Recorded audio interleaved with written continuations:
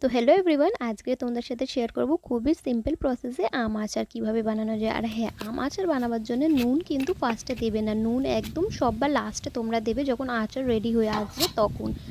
আমি তোমাদের সময় মতন আমেতে নুন মাখালেও কোনো অসুবিধা নেই। এখানে আমকে দু টুকরো করে নিলাম, তো এখানে আমগুলোকে দু টুকরো করে নিলাম। কিন্তু তার আগে তোমাদের সাথে একটা কথা বলে দিই, বটির যে রয়েছে না কালো কালো রিপোর্টে, সেটাকে ভালো করে ধুয়ে পরিষ্কার করে নিতে হবে, আমগুলো কালো কালো হয়ে যাবে।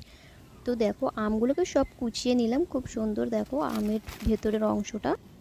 তো এখানে হালকা করে হলুদ মাখিয়ে নিলাম। আমি কিন্তু এখন নুন দিইনি, নুন দিলে পরে আমে পানি ছেড়ে দেবে, আমটা খারাপ হয়ে যাবে। তো রোদেতে দুদিন শুকনো করার পরে দেখো আমগুলো বেশ সুন্দর মতন শুকনো হয়ে গিয়েছে। আম এত সুন্দর কোয়ান্টিটিতে শুকনো হয়েছে, আর বলে না আর শুকনো কিন্তু করব না আমি।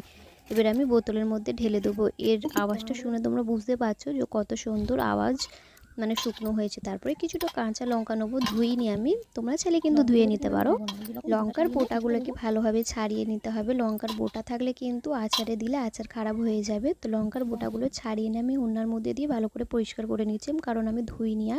আর পচা লঙ্কা কিন্তু নেবে না একদম একটাও। তো সব লঙ্কা আম দিয়ে দিলাম, এর মধ্যে আমি সব কিছু অ্যাড করে দিলাম, তেলও অ্যাড করলাম। তো দেখো এই হচ্ছে ফাইনাল আচারের লুক।